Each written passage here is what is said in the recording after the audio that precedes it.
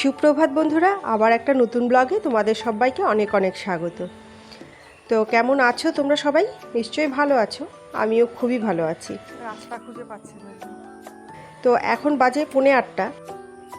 বাইরের বারান্দায় এসে দেখি একখানা মোহন, সে রাস্তা খুঁজে পাচ্ছে না বের হওয়ার।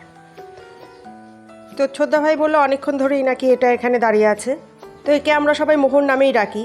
কেন কি বললাম না এর আগের ব্লগে তোমাদের, সামনে একটা মন্দির আছে, শিব মন্দির। সেই শিব মন্দিরের একটা পুকুর আছে, আর সেই পুকুরেই এই অনেক কচ্ছপ আছে আর কি, আর তাদেরকে মোহন বলেই ডাকে সবাইকে। আর তুমি কাছে গিয়ে যদি মোহন বলে ডাকো, ডেকে খাবার দাও, সঙ্গে সঙ্গে দেখবে যত কচ্ছপ আছে সব দেখবা তোমার সামনে এসে জড়ো হয়ে গেছে। তো যাই হোক, এ রাস্তা পেয়ে গেছে, এখন ধীরে ধীরে ওই দিকটাতে যাচ্ছে আর কি। এখানে কেউই এদেরকে মারেও না বা ধরেও না, সে আপন মনেই চলাফেরা করতে পারে এখানে।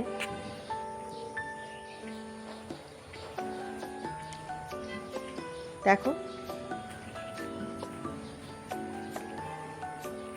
সামনের দিকটাতে যাচ্ছে, কিন্তু সামনে একটা নালা আছে।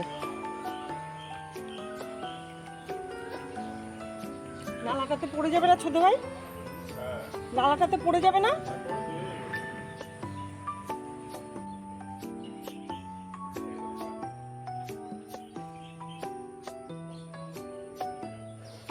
চলো এবার একটু কাছটাতে গিয়ে দেখি। দেখো ও এখানে হয়তো চিন্তা করছে নালাটা দেখে, হয়তো ওইদিকে যাওয়ার ওর ইচ্ছা। ওইদিকটাতে খানিকটা জল জমে গেছে ওই মাঠটাতে, কিন্তু পার হবে কি করে জানি না, হয়তো চলে যাবে আস্তে ধীরে। চলো, এখানে দাঁড়িয়ে থাকলে চলবে না, ভেতরের দিকে যাই, সকালের ব্রেকফাস্টটাও রেডি করতে হবে। তো যাই হোক, সকালের ব্রেকফাস্টে আজকে বানালাম আপাম আর বাদামের চাটনি। তো এই দিয়ে আজকে ব্রেকফাস্ট হবে। আজকের ব্রেকফাস্ট একটু হালকাই হবে, কেননা আজকে দুপুরবেলা তাড়াতাড়ি লাঞ্চটা সেরে আমরা আবার বেরিয়ে পড়ব।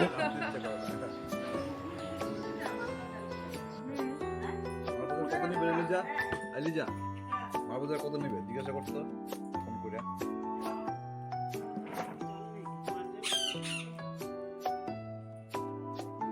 দিবে মালবাজার মামু।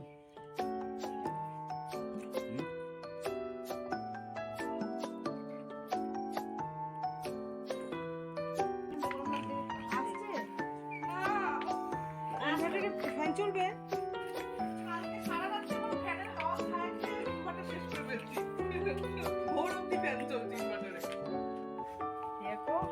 তুই এখন প্রধান বক্তা।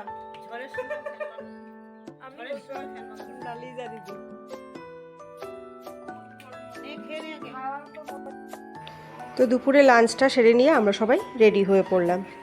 আজকে যাব বাপের বাড়িতে।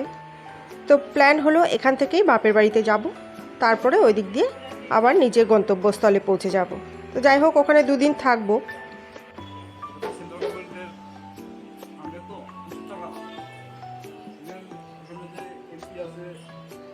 আর আমার শ্বশুরবাড়ির থেকে বাপের বাড়ি যেতে 2 ঘন্টার মতো সময় লাগে।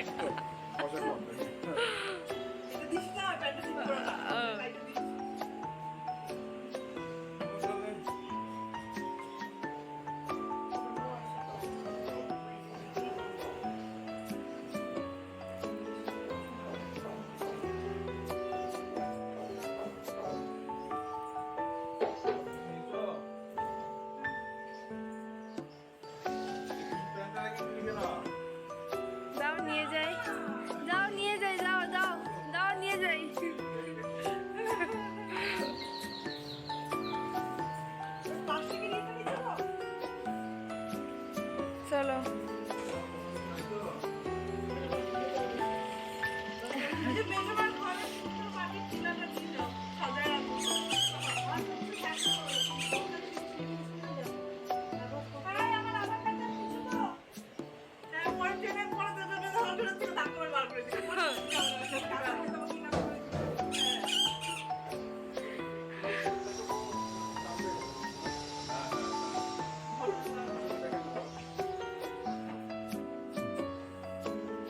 চলো এবার বেরিয়ে পড়ি।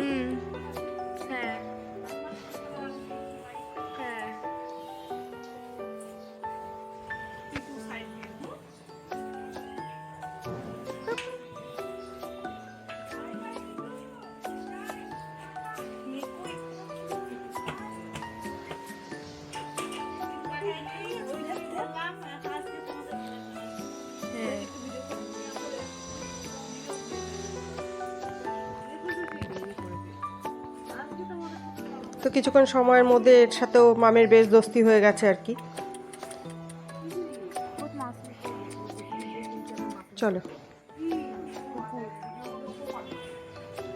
এবার যাওয়া যাক। তো 1 মাস বাদেই আবার শাশুড়ি মার বাৎসরান্ত কাজ আছে, তো তখন আবার দেখা হবে। সেটা আনন্দে সবাই এখন আর মন খারাপ করছে না, কারণ 1 মাস বাদেই আবার দেখা হবে। এখান থেকে টোটোতে করে যাব রেলওয়ে স্টেশনে, তারপরে সেখান থেকে ট্রেনে যাওয়া। মোমের এখানে আসার পর এই টোটোতে চড়তে খুবই ভালো লাগছে। কাজে যেখানেই যাব সবার আগে ওর বায়না একটা টোটো ডাকবো, টোটোতে করেই যাব। আবার মামার বাড়ি হলো এই ট্রেনে যেতে হলেই 2 ঘন্টা সময় লাগে। তো বলছে এই টোটোতেই যদি মামার বাড়িতে যাওয়া যেত তবে কি ভালো হতো বলো তো। আমাদের ইটানগরে এই টোটোটা নেই, কাজেই এই টোটোটা চড়ার সুযোগটা ওর আর ইটানগরে হয়ে ওঠে না। তো যাই হোক, চলো এবার যাওয়া যাক। শাশুড়ি মারা গেছে 1 বছর হয়নি, এই আগস্টে 1 বছর হবে আর কি। তো যাই হোক, তো শাশুড়ি মা মারা যাওয়ার পর এই প্রথম আসা। তো এই যদি শাশুড়ি মা এখন থাকতো, এই টোটোর পিছন পিছন যে কত দূর দৌড়ে দৌড়ে আসতো তা আর তোমাদের কি বলবো। মা তোমাকে আর আসতে হবে না বললেও মা তো শোনার পাত্রী না, সে আমাদের পিছে পিছে অনেকটা দূর পর্যন্ত চলে আসতো। তো আমরা পৌঁছে গেছি স্টেশনে, ওর মোমের পাপা গেছে টিকিট কাটতে। তো এখন বাজে 2:45, 3:40 আমাদের ট্রেনের টাইম। তো টিকিটটা করা হয়ে গেলে আমাদের একটু সময় আবার ওয়েট করতে হবে।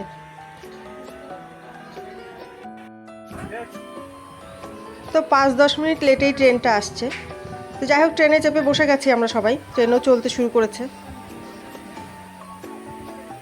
দিদিকে ছেড়ে আসছে, যার জন্য মোম একটু আপসেট হয়ে বসে আছে। কিছুক্ষণ বাদে আবার ঠিক হয়ে যাবে। তো আমার বাপের বাড়ি যাওয়ার রাস্তায় তুমি এই শুধু চাপাতি বাগানই দেখবে, যেহেতু ডুয়ার্স, এদিকে চাপাতি বাগানটা খুব বেশিই আছে। ট্রেনটা যতটা আগাচ্ছে ততটাই আমার পুরোনো দিনের স্মৃতিগুলো সব মনে পড়ে যাচ্ছে। সেই ছোটোবেলার স্মৃতি, আমার কলেজ লাইফ, স্কুল লাইফ। এই দিক দিয়ে যেতে রাস্তা দিয়েই দেখা যায় আমার কলেজটা। যাই হোক, এসে পৌঁছে গেছি আমরা গন্তব্যস্থলে। এখন বাড়ির দিকে রওনা দিচ্ছি। তো ট্রেনটা অনেকটাই লেট করে ফেলছে।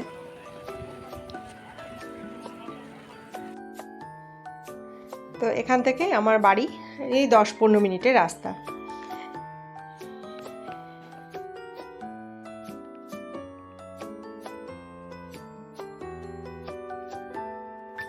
ট্রেনটা আমরা যেখানে বসেছি সেই কোচটা প্ল্যাটফর্ম থেকে অনেকটাই দূরে ছিল, কাজে এই লাগেজটা নিয়ে অনেকটাই হাঁটতে হচ্ছে আমাদের। যাই হোক, পৌঁছে গেছি বাড়িতে, অনেকক্ষণ হয়েছে। তারপরে অনেক গল্প টল্প করার পর মাও দিল সিঙ্গারা, মিষ্টি, এখানে একটু লিকার টি করে নিয়েছে, সেটাও দিল। তো ঠিক আছে, আজকের মতো ব্লগটা এখানেই শেষ করছি। আজ এখন মার সাথে অনেক গল্প আছে, তোমাদের সাথে গল্প আবার পরে করব। তো এখনকার মতো ব্লগটা এখানেই রাখছি, আবার দেখা হচ্ছে নতুন আরেকটা ব্লগে। ততক্ষণ তোমরা সবাই সুস্থ থেকো, ভালো থেকো, আর নিজেদের যত্ন অবশ্যই নিও।